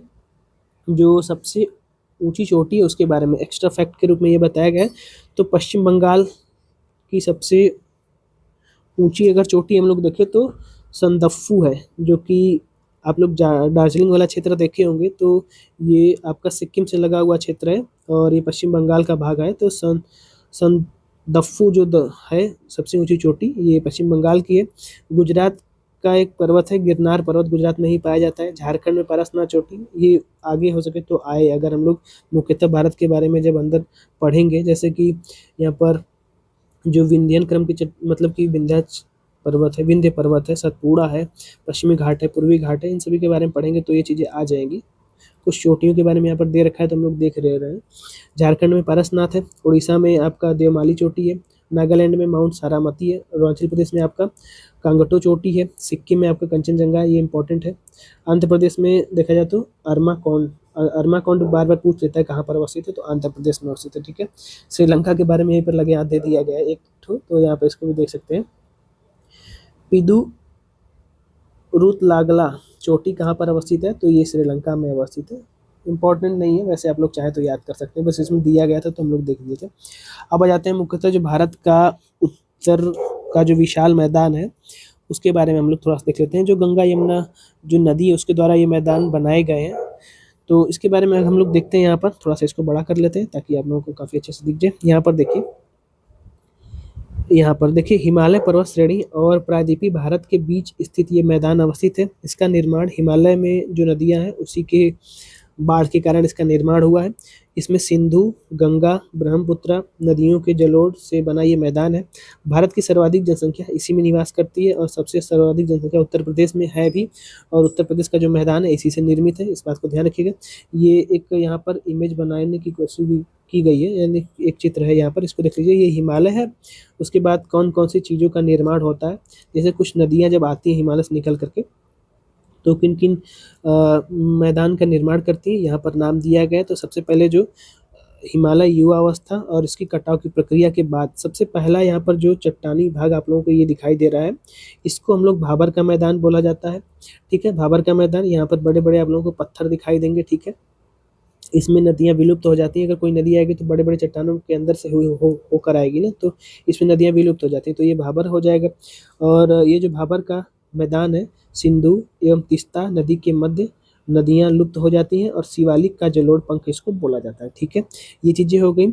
सबसे पहले आपका हिमालय, वहाँ से नदियाँ निकलती हैं, तो सबसे पहला जो निर्माण करती हैं भाबर का मैदान करती है, फिर उसके बाद तराई का आ जाता है, ठीक है। इसको ध्यान रखिएगा, तराई दूसरे पर आता है। ये दलदली वाला क्षेत्र है, इसमें लुप्त नदियाँ फिर से ऊपर की ओर दिखाई देती हैं और यहाँ पर जैव विविधता काफ़ी अधिक होती है, यानी कि अगर देखा जाए तो जीवों का निर्माण, जो जीव जंतु उसका विकास काफ़ी क्षेत्रों में, मतलब इन क्षेत्रों में काफ़ी ज़्यादा होता है, ठीक है। अब उपजाऊ रहेगा तो वहाँ पर कृषि और घास वास के मैदान सब बन जाएंगे, तो यहाँ पर सबसे अधिक भंडार जैव विविधता का होगा, ठीक है।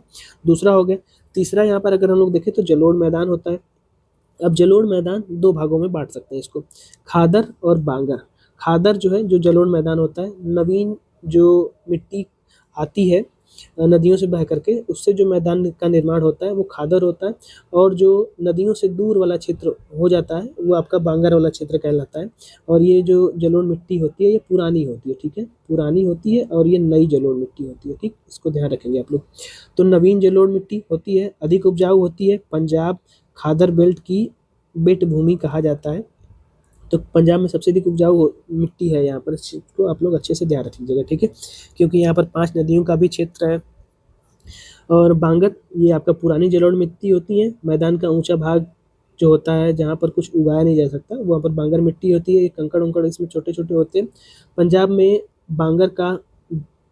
बांगर को धोया बोला जाता है, और खादर जो मिट्टी है पंजाब में उसको बेट बोला जाता है, ठीक है, बेट उपजाऊ होती है, और धाया जो है अनुपजाऊ होती है, इसको बांगर मिट्टी पंजाब में बोलते हैं, ठीक है। ये चीज़ें यहाँ से क्लियर हो गई। आइए थोड़ा सा और देख लेते हैं, एक नोट करके यहाँ पर दिया गया है, ये क्या दिया गया है इसको देखिए। देखिए नोट, उत्तर भारत के अधिकांश राष्ट्रीय उद्यान एवं वन्य जीव अभ्यारण्य तराई वाले क्षेत्रों में ही पाए जाते हैं, ठीक है। तो यहाँ पर अगर देखा जाए तो जो राष्ट्रीय पार्क वगैरह हैं वो उत्तर भारत में इन्हीं क्षेत्रों में पाए जाते हैं, जैसे उत्तराखंड में कई नेशनल पार्क हैं, और लखीमपुर खीरी वीरी में उत्तर प्रदेश के उत्तरी क्षेत्रों में कई पार्क भी पाए जाते हैं। तो ये सब वन्य जीव अभ्यारण्य यहीं पर मिलेंगे देखने को आप लोगों को, ठीक है। चलिए अब उत्तर का जो विशाल मैदान का प्रादेशिक विभाजन है उसको देख लेते हैं। तो सिंधु का जो मैदान है इसको सिंधु का ही मैदान कहिए, चाहे पंजाब या हरियाणा का मैदान कहिए, बात एक ही है, ठीक।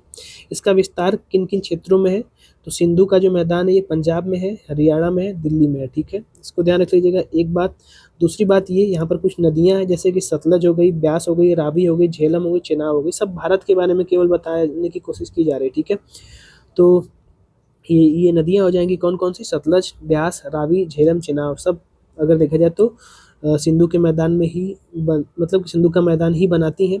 अब यहाँ पर दूसरा जो देखें हम लोग, गंगा का मैदान, इसका विस्तार उत्तर प्रदेश में है, बिहार में है, और पश्चिम बंगाल में है, ठीक, ये बात ध्यान रख लीजिएगा। जहाँ से गंगा नदी होकर के जाती है वहाँ पे मैदान बनता है, तो गंगा का मैदान यहाँ पर उत्तर प्रदेश, बिहार और पश्चिम बंगाल हो जाएगा।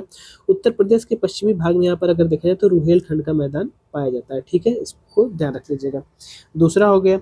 तीसरा अगर हम लोग यहाँ पर देखें, राजस्थान का जो मैदान है इसका विस्तार अरावली के पश्चिम में, देखिए जैसे कि अरावली ये पर्वत है, अरावली के जो पश्चिम में मैदान आप लोगों को मरुस्थल वगैरह का दिखाई देगा, ये राजस्थान का मैदान इसको बोला जाता है, ठीक है। यहाँ पर स्टेपी प्रकार की वनस्पतियाँ पाई जाती हैं। एक बस नदी बहती है यहाँ पर, लूनी नदी, इसको थोड़ा ध्यान रखिएगा, नदी अगर पूछेगा तो राजस्थान में तो लूनी नदी आप लोग बता सकते हैं, ठीक है। चलिए तीसरा हो गया। चौथा अगर हम लोग देखें तो यहाँ पे ब्रह्मपुत्रा का मैदान, जो कि पूर्वी भारत में जो ब्रह्मपुत्र नदी है उससे कुछ मैदान का निर्माण होता है, तो ये असम घाटी के रूप में प्रसिद्ध है, ठीक है। और इसका विस्तार अगर देखा जाए तो हिमालय एवं मेघालय पठार के मध्य जो सकरा मैदान है, जो यहाँ से ब्रह्मपुत्र नदी मुख्यतः बहती है, बस इतना जानिए, वहाँ पर जो मैदान बनता है ब्रह्मपुत्र का मैदान बोला जाता है। कुछ और अन्य छोटी नदियाँ हैं, नदी द्वीप जैसे कि बालू रोधिकाओं के लिए प्रसिद्ध है। तो एक आप लोग जो पूरे विश्व में सबसे बड़ा नदी द्वीप है माजुली, वो यहीं पर अवस्थित है, ठीक है, ब्रह्मपुत्र नदी में ही। आगे बढ़ते हैं, ये चीज़ें हो गई। थोड़ा सा यहाँ पर हम लोग देख लेते हैं कि दोआब जो है वो बनता कैसे है, और जो दोआब है उसका नाम किन राज्यों में किस नाम से जाना जाता है उसको देखेंगे, ठीक है। राज्य वैसे नहीं, जो किन नदियों के बीच में जो दोआब बनता है उसको मतलब किस नाम से जाना जाता है यहाँ पर बताने की कोशिश की गई है। दोआब का मतलब होता है दो नदियों के बीच का क्षेत्र जो काफ़ी उपजाऊ होता है, ठीक है, बस इतना जानिए। तो बिष्ट दोआब जो बनता है ये ब्यास और सतलज नदी के मध्य बनता है, ठीक है। बिष्ट से मतलब बी से यहाँ पे ब्यास हो जाएगा, और ट से यहाँ पर सतलज हो जाएगा, ठीक है। तो बिष्ट दोआब ब्यास और सतलज नदी के मध्य बनता है। बारी दोआब, तो यहाँ पर अगर हम देखें तो बारी से ब से क्या हो जाएगा, ब्यास हो जाएगा, री से रावी हो जाएगा। तो ब्यास और रावी के बीच में जो आपका दोआब बनता है बारी नाम से। रचना, रचना से र से आपका रवि हो जाएगा, रावी हो जाएगा, और चना से यहाँ पर चेनाब हो जाएगा, ठीक है। तो ये आपका रावी और चेनाब के मध्य का जो क्षेत्र है उसको रचना दोआब के नाम से जाना जाता है। चा झ है, ये ज नहीं है। तो चा से आपका चिनाब हो जाएगा, झा से आपका झेलम हो जाएगा, ठीक है। तो चाच दोआब चिनाब और झेलम के मध्य पाया जाता है। सिंध सागर, ये याद करना पड़ेगा आपको। झेलम और चिनाब नदी के जो बीच में दोआब बनता है, इसको सिंध सागर के नाम से जाना जाता है, ठीक है। झेलम, चिनाब एवं सिंधु नदी के बीच में ये दोआब पाया जाता है, ठीक है। यहाँ पर ये बताने की कोशिश की गई थी, ये एग्जाम में पूछ लेता है, इंपॉर्टेंट है, इसको ध्यान रख लीजिएगा। चलिए थोड़ा सा और आगे बढ़ लेते हैं, प्रायद्वीपीय पठार के बारे में बात कर लेते हैं। यहाँ पे अगर हम लोग देखें प्रायद्वीपीय पठार के बारे में, तो थोड़ा सा परिचय दिया गया है। देखिए प्रायद्वीप और पठार दो अलग अलग चीज़ है। प्रायद्वीप ये तीनों ओर से जल से घिरा हुआ जो भाग होता है उसको प्रायद्वीप बोला जाता है। जैसे भारत का दक्षिणी भाग, यहाँ पर ये जो सागर है आपका हिंद महासागर है, इधर अरब सागर बोलते हैं, इधर बंगाल की खाड़ी बोलते हैं।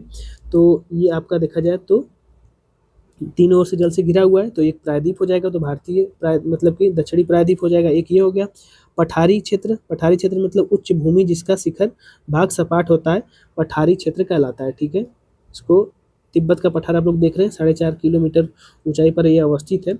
तो यहाँ से आप लोग ये जान सकते हैं कि सपाट भाग होता है ऊपर वाला, ठीक है, और ऊंचाई पर ये पूरी चीज़ें ऊंचाई पर अवस्थित होती है, ठीक है। उम्मीद है ये चीज़ें समझ में आ गई होंगी। अब आइए पठार का जो विभाजन है उसको देख लेते हैं। पठार दो भागों में विभाजन होता है, मध्य उच्च भूमि और दक्कन का पठार, ठीक है, ये हो गया। और आगे अगर हम यहाँ पर देखें तो गोंडवाना लैंड का भाग है, ये जो भारतीय प्रायद्वीप है दक्षिण वाला, ये गोंडवाना लैंड का भाग है, इसको ध्यान रख लीजिएगा।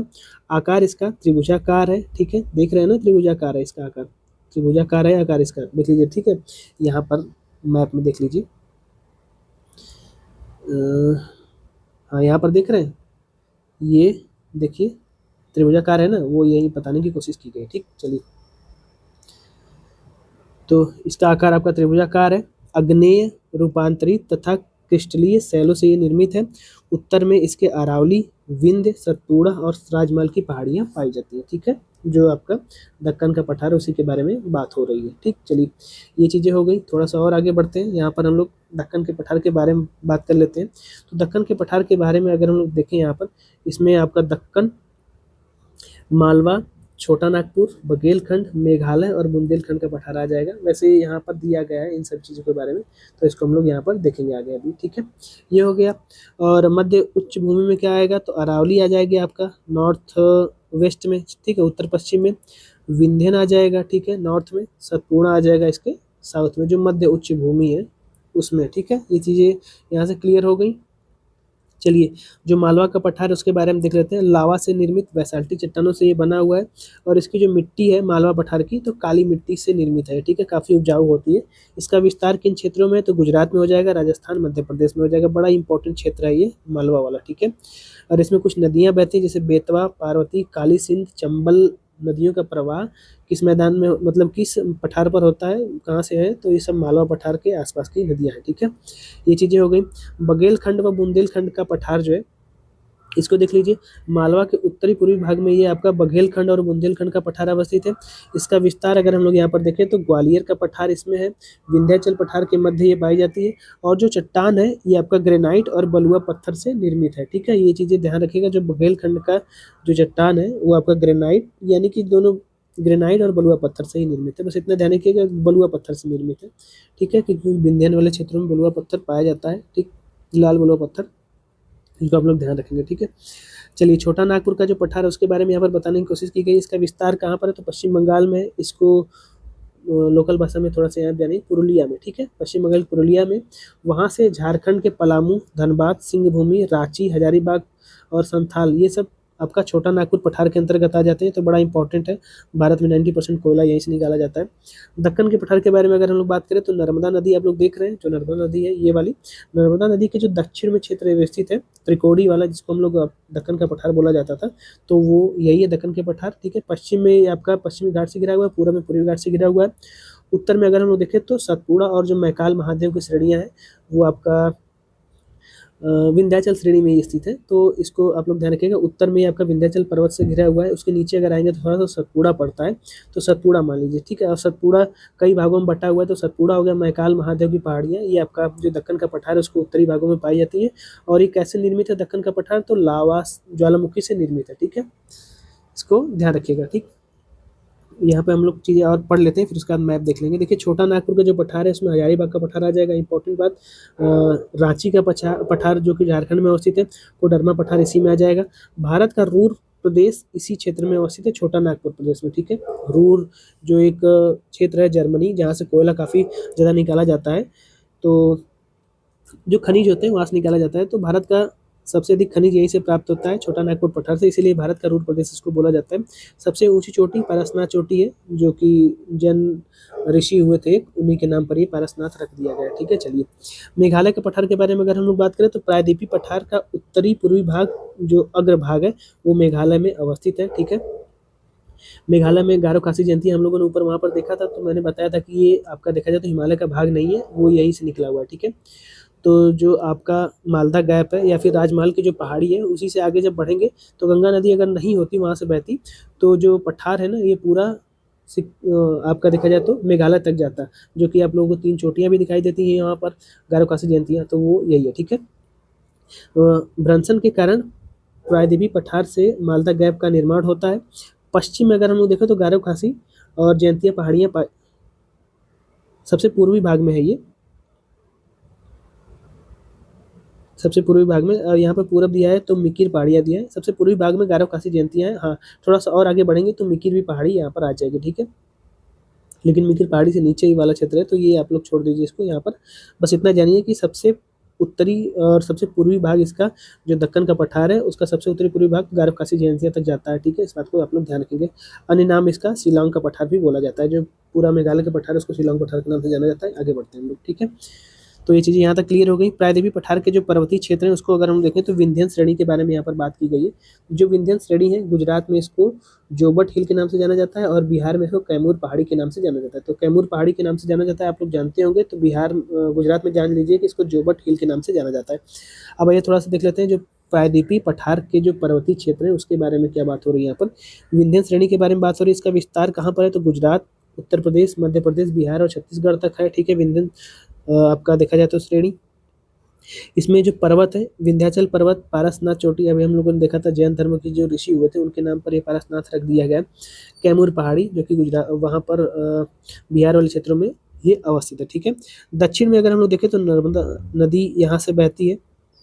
जो विंध्याचल पहाड़ है, पर्वत श्रेणी है, उसके दक्षिण में एक नदी आप लोगों को देखने को मिलेगी, नर्मदा नदी, ठीक है।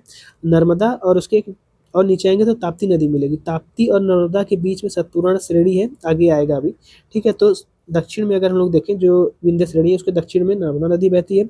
परतदार चट्टानों से ये बना हुआ है। सबसे उच्चतम बिंदु अगर हम लोग देखें विंध्य श्रेणी की, तो सद्भावना शिखर है, ठीक है।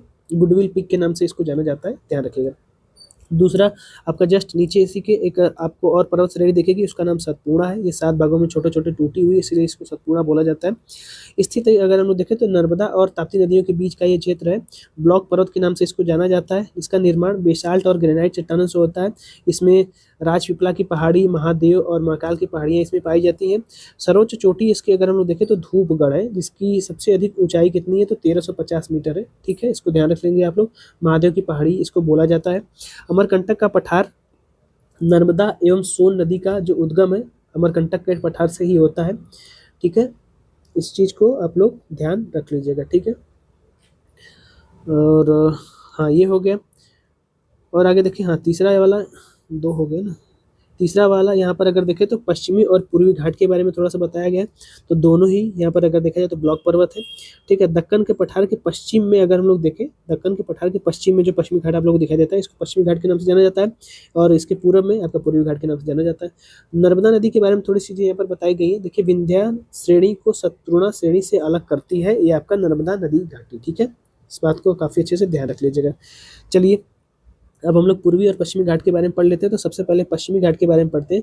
हिमालय के बाद दूसरी सबसे लंबी जो पर्वत श्रृंखला भारत में अवस्थित है, ये आपका क्या हो जाएगा, तो पश्चिमी घाट हो जाएगा। इसका विस्तार, जो आप लोग गुजरात में एक नदी बहती है ताप्ती नदी, वहाँ से लेकर के कन्याकुमारी, जो कि आपका देखा जाए तो तमिलनाडु में अवस्थित है, वहाँ तक इसका विस्तार है। 6 राज्यों से होकर के ये आपका बनता है पश्चिमी घाट। कौन कौन से राज्य में आता है, तो गुजरात में, महाराष्ट्र में, गोवा में, कर्नाटक में, तमिलनाडु में, ठीक है। इसको ध्यान रख लीजिएगा।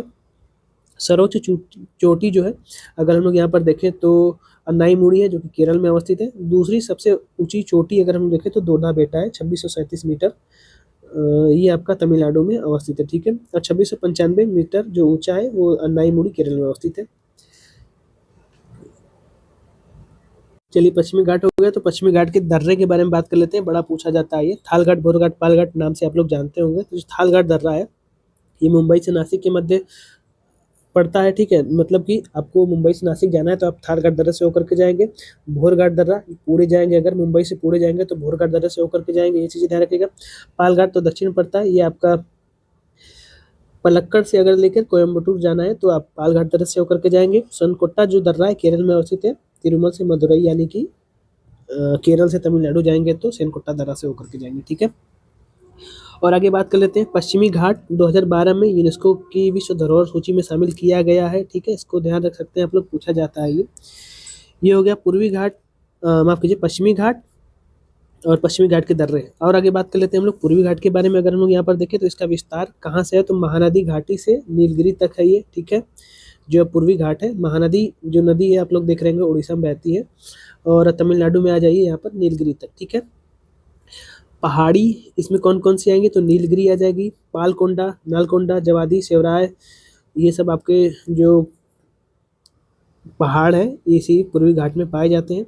सबसे ऊंची चोटी अगर हम लोग यहाँ पर देखें तो विशाखापट्टनम एवं महेंद्रगिरी है, महेंद्रगिरी मान लीजिए, ठीक है। सबसे दक्षिणी पहाड़ी इसमें कार्डमम की पहाड़ी है, कार्डमम की पहाड़ी को इलायची की पहाड़ी बोला जाता है। कंफ्यूजन नहीं रखना यहाँ पर, ये चीज़ें क्लियर कर लीजिए, ठीक है। तो सबसे दक्षिणी बिंदु यही आ जाएगा जो पूर्वी घाट है, ठीक है। इसको दक्षिणी मतलब सबसे दक्षिण पहाड़ी कार्डमम की पहाड़ी बोला जाता है, ठीक है। यहाँ पर अगर हम लोग बात करें सबसे मतलब कि जो प्रमुख चोटियाँ हैं इसमें, तो कलसूबाई, सालहेर, महाबलेश्वर, कार्डेमम, ये केरल और तमिलनाडु के सीमा पर अवस्थित है, ठीक है। इलायची की पहाड़ी हो गई, कुद्रेमुख, ठीक, और पुष्पगिरी। इसकी ऊंचाई आप लोग जरूर से याद कर लीजिए। जो कलसूबाई है 1646 मीटर है, साले शालहेर जो है 1567 मीटर है, महाबलेश्वर जो है आपका 1438 मीटर है, कार्डमम केरल और तमिलनाडु की सीमा पर स्थित है। बाकी अन्य में यहाँ पर ऊंचाई नहीं दी गई, इसको देख लीजिएगा आप लोग, ठीक है। चलिए ये पूर्वी घाट और ये पश्चिमी घाट के बारे में यहाँ पर एक मैप बनाया गया है, इसको भी हम लोग देख लेते हैं, लगे हाथ क्लियर हो जाएगा। देखिए पूर्वी घाट जो है थोड़ा टूटा फूटा भाग में है ये, ठीक है।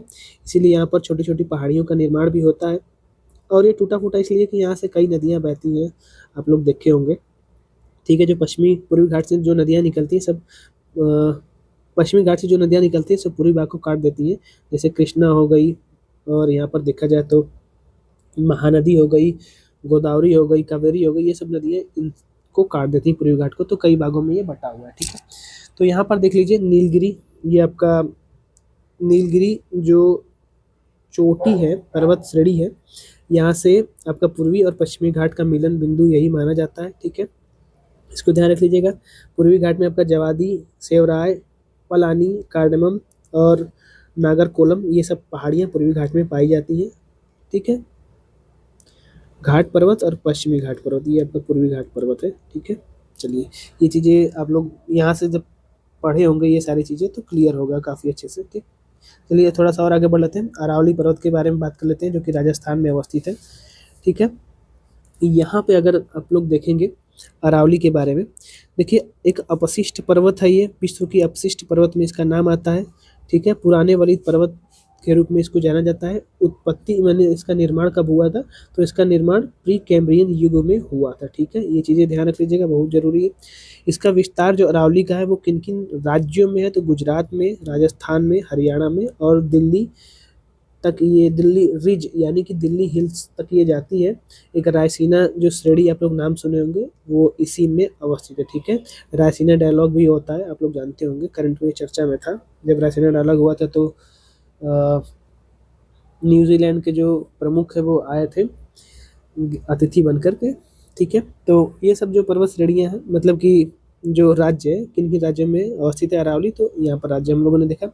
सबसे ऊंची चोटी आप लोग को पता होगा कि माउंट आबू जो राजस्थान में स्थित है, और सबसे ऊंची जो चोटी माउंट आबू उसका नाम गुरु शिखर है, सबसे ऊंचाई पर स्थित जगह है। और इसकी ऊंचाई कितनी है, तो 1722 मीटर है। और यहीं पर एक जैन मंदिर स्थित है, दिलवाड़ा का जैन मंदिर, वो यहीं पर अवस्थित, ठीक है।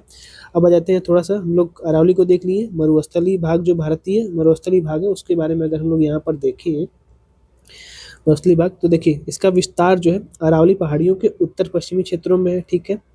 जो आप लोग जैसलमेर, बीकानेर का क्षेत्र जानते हैं, जो बड़े बड़े जिले हैं राजस्थान के, वो आपका मरुस्थलीय भाग में पाए जाते हैं।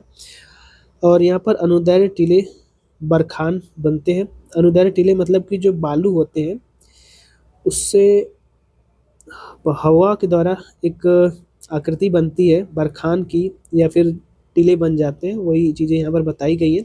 शुष्क क्षेत्र और वनस्पति रहित ये क्षेत्र है। अब यहाँ पर बारिश नहीं होगी तो मरुस्थलीय भाग में बारिश नहीं होती तो शुष्क और वनस्पति यहाँ पर नहीं पाई जाएगी, शुष्क क्षेत्र होगा।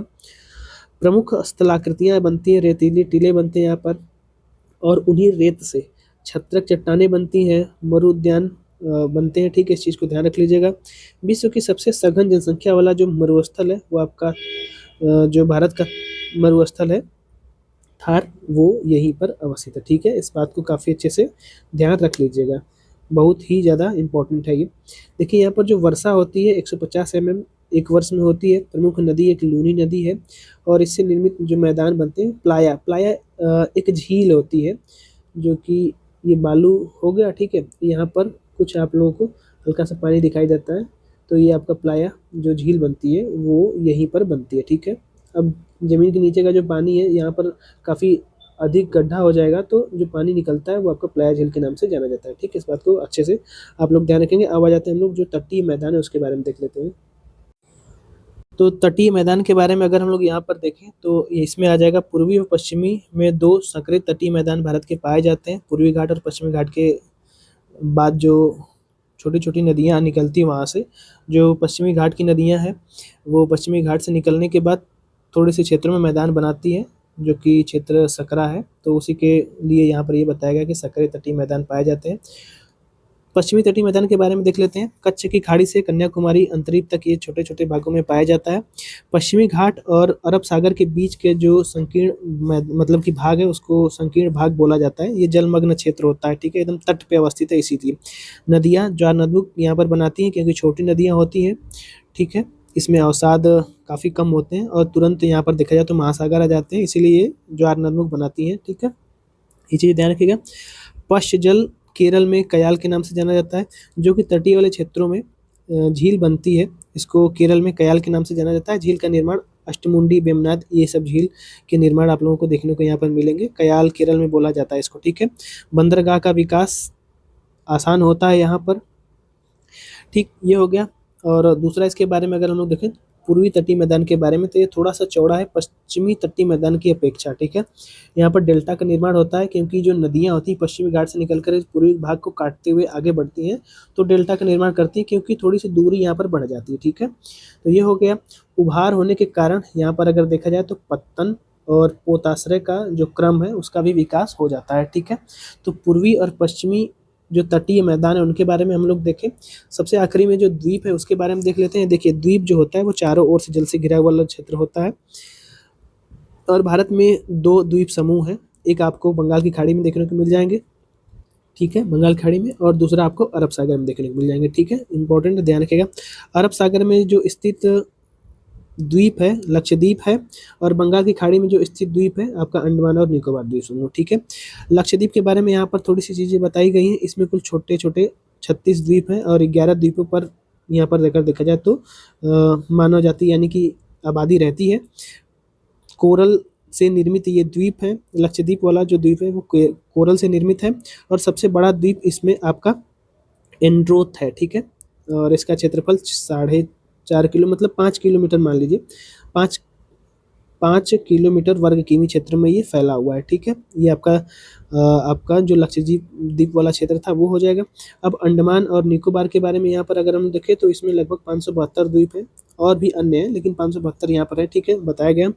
हिमालय पर्वत श्रेणियों का निमज्जित भाग है ये। देखिए, जो हिमालय है यहाँ पर, ये हिमालय आप लोग देख रहे हैं, जब ये पश्चिम की मतलब कि नामचा बरवा पर्वत से नीचे की ओर आता है दक्षिण की ओर, तब ये आपका सबसे आखिरी में मिजोरम आपका एक राज्य पड़ता है। ठीक है, मिजोरम, तो मिजो पहाड़ी के नाम से जाना जाता है।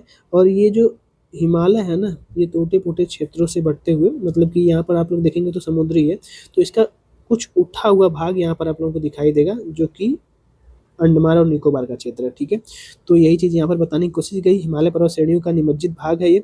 सबसे उत्तरी द्वीप आपका लैंडफॉल द्वीप आता है। ठीक है, तो अभी हम लोग जो अंडमान निकोबार है उसके बारे में काफ़ी डिटेल से आगे पढ़ेंगे। ठीक है, तो यहाँ तक चीज़ें क्लियर हो गई और आगे बढ़ते हैं हम लोग। अंडमान और निकोबार द्वीप समूह के बारे में देखिए यहाँ पर दे ही दिया, काफ़ी अच्छे से पढ़ लेते हैं। देखिए एक नारकुंडम ज्वालामुखी द्वीप है, भारत में जो सक्रिय ज्वालामुखी आता है नारकुंडम, जो कि इसी में अवस्थित है, ठीक है।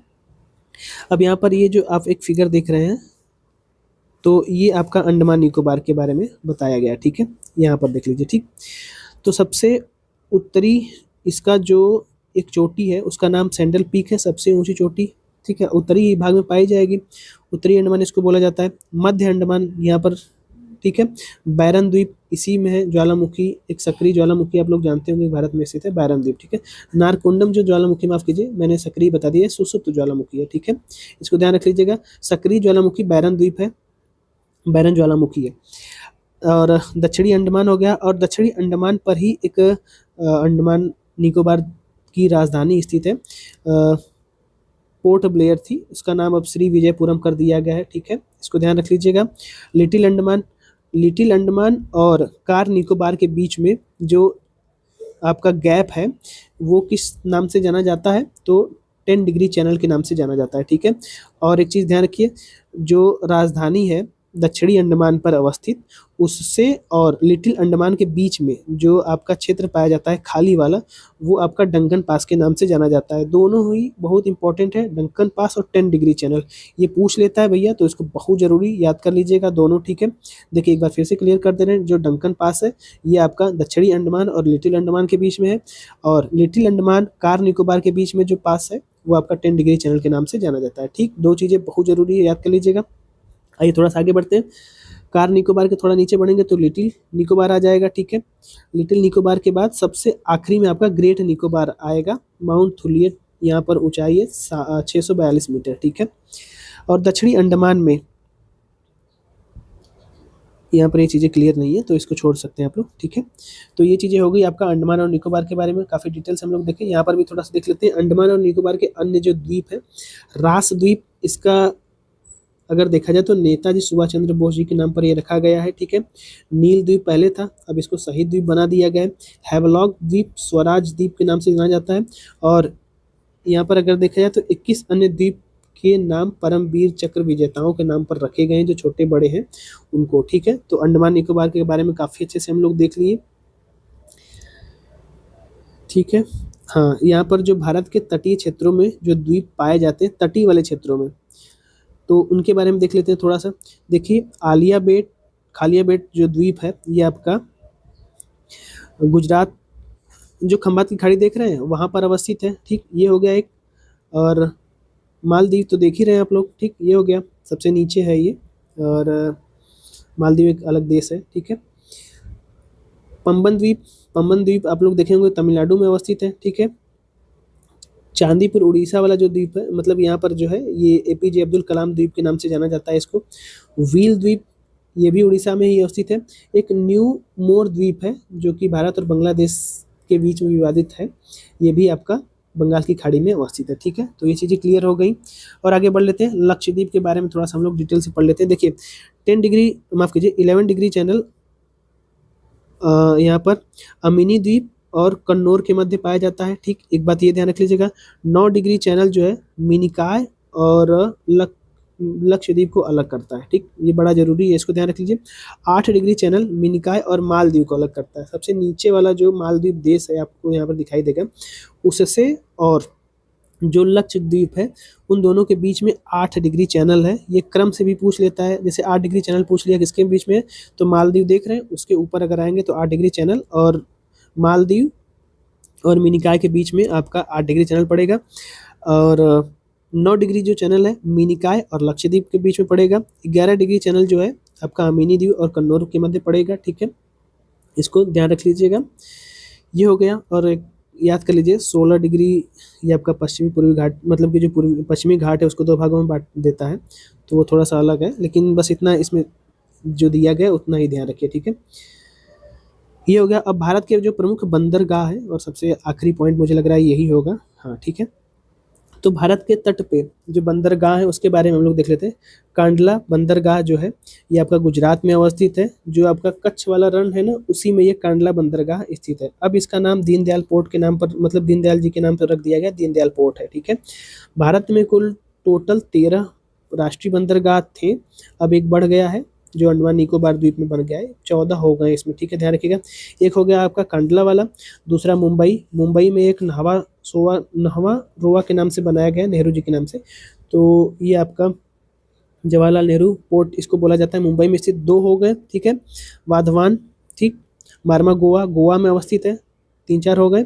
न्यू मैंगलोर ये आपका देखा जाए तो कर्नाटक राज्य में अवस्थित है। केरल के कोचीन में एक बंदरगाह कोचीन नाम से है, ठीक है। तूतीकोरिन जो बंदरगाह है ये तमिलनाडु में है। चेन्नई बंदरगाह तो आप लोग जानते हैं कि जो तमिलनाडु है, चेन्नई में अवस्थित, तो इसके नाम पर रख दिया गया, इसको ध्यान रख लीजिएगा। और आगे अगर हम लोग यहाँ पर देखें तो इन्नौर के कामराज जी के नाम पर एक बंदरगाह बनाया गया है, कामराज बंदरगाह, ठीक है।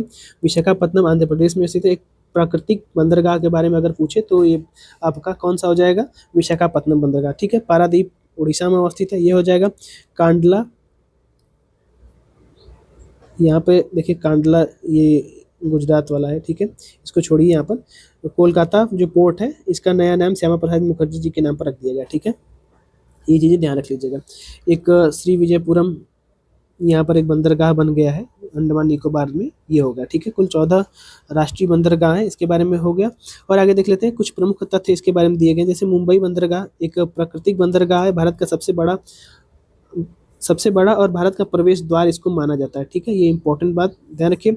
और बाधवान जो बंदरगाह यहाँ पर आप लोग देख रहे थे, ये आपका एक तरीके से मानिए तो ये महाराष्ट्र में ही अवस्थित है। इसके बारे में यहाँ पर बताया गया है, लैंड लॉर्ड पोर्ट मॉडल पर निर्मित है ये, ठीक है, भूमि अधिग्रहित करके ये बनाया गया है। कामराज बंदरगाह जो कि तमिलनाडु में स्थित है, तो जिसको एन्नोर बंदरगाह के नाम से भी जाना जाता है, ये भी लैंडलॉर्ड पोर्ट के नाम से, मतलब कि इसको भी अधिग्रहित करके बनाया गया है। तो बाधवान और कामराज इन दोनों को याद कर लीजिएगा, ठीक है। बाधवान हम लोगों ने देखा था, ये महाराष्ट्र में, कामराज जी के नाम पर तमिलनाडु में अवस्थित पोर्ट है, ठीक है। तो ये चीज़ें यहाँ से क्लियर हो गई। आज का वीडियो करीब 1.25 घंटे का वीडियो है, आप लोग इसको अच्छे से देखिए। अब इसके आगे हम लोग जो भारत की नदियाँ वगैरह हैं उसके बारे में पढ़ेंगे, ठीक है। तो आज का वीडियो यहीं तक रखते हैं। उम्मीद है काफ़ी अच्छे से आपको ये चीज़ें समझ में आएंगी। इसका जो PDF है उसको हम लोग पूरा क्लियर करके आप लोगों को शाम तक टेलीग्राम पर डाल देंगे, वहाँ से आप लोग डाउनलोड कर लीजिएगा। बाकी आप लोग जो अपनी चीज़ें हैं उसको कमेंट में करके जरूर बताइएगा। अब इस चैनल पर लगातार आप लोगों को वीडियो मिलता रहेगा, 1-2 वीडियो, ठीक है। मैं माफ़ी चाहूँगा 3-4 दिन तक आप लोगों को मैं लगातार वीडियो नहीं दे पाया, लेकिन अब आप लोगों को मिलेगा, ठीक है। तो आप लोग अच्छे से इस वीडियो को देखिए। इस किताब को हम लोग पूरा कर लेंगे जल्दी से, फिर इसके बाद जो हिस्ट्री की किताब है उसको प्रारंभ करेंगे पढ़ना, फिर जो इकॉनमी है उसको भी पढ़ना। मतलब ये जो अरिहंत का कैप्सूल आया हुआ है इन सभी को हम लोग कंप्लीट कर लेंगे, ठीक है, जल्दी से 1-2 महीने में। तो आप लोगों की तैयारी काफ़ी मजबूत यहाँ से हो जाएगी। अगर आप लोग चाहेंगे तो UPSI के लिए हम प्रैक्टिस सेट भी यहाँ पर करवा सकते हैं, जैसा भी होगा आप लोग कमेंट में करके बता सकते हैं, ठीक है। तो चलिए आज का वीडियो यहीं तक रखते हैं, मिलते हैं किसी और वीडियो में। बहुत बहुत धन्यवाद।